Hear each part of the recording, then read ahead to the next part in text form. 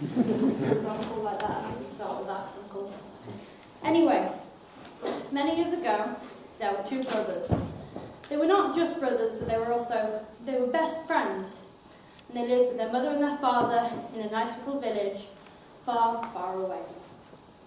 As they grew up, they did everything together. They went on trips, they went places, and they always had music. And that was the one thing that kept them together. In their teens, their parents suffered a terrible accident, and they died. But the two brothers were left alone. But they turned to music, and music was the thing that kept them through it. Now, about a decade or so later, so they're about 20 odd, doesn't really matter, as long as they're old enough to do stuff. Not that sort of stuff.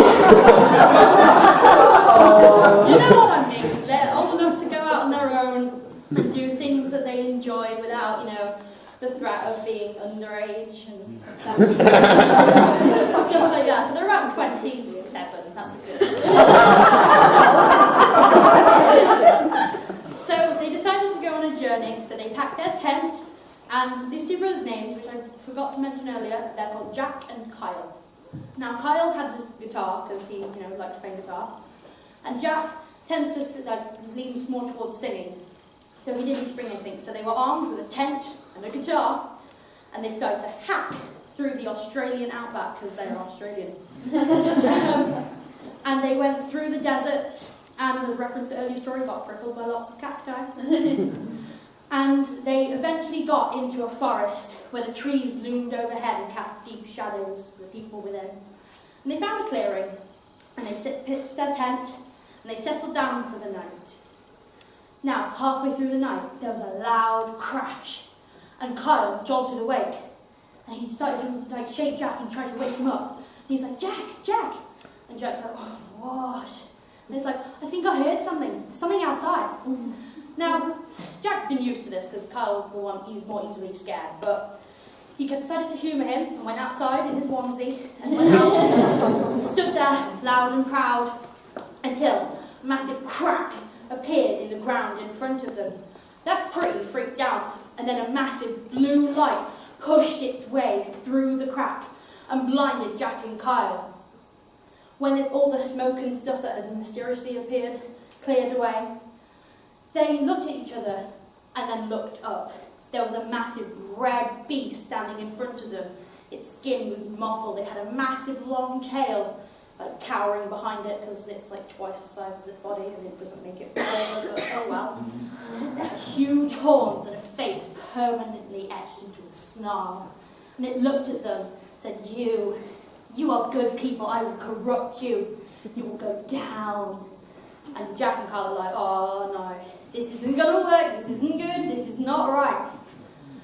And they looked at each other and go, what can we do? What can we do? And the beast decided to say, well, unless you play the best song in the world ever, I'll let you go. He's the beast, because he's called like that.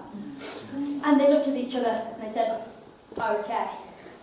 Carl ran into his tent and grabbed his guitar and began to play the best song in the world, And it was they were looking at each other, and Jack was screaming out various vocals that had to do with numbers and moons and cats and rabbits and clocks and chairs and whatever they could possibly think of. But somehow it all fit together like pieces of a jigsaw, and it was the best song in the world. Whilst it was going on, the beast was writhing around in agony and eventually let out a blood-curdling scream and disappeared back into the crack with another flash of blue light. Jack and Kyle collapsed. I mean, you've been playing for something like hours, or maybe let's do 27 hours. And they collapsed to the ground in dead slumber. And when they woke, another 27 hours later, because you have to sleep for an equal amount of time, they woke up and they packed away all their stuff and they ran back to their village to tell everyone what had happened. And they tried to play what they had played on that fateful night.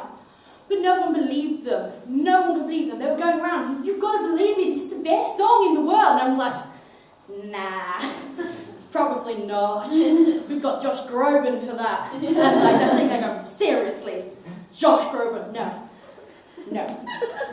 So there they were, and they're lying in their beds. But to this day, you can still hear the faint whispers of the song that they played. For if you go to the forest in the Australian outback, in an alternative universe, you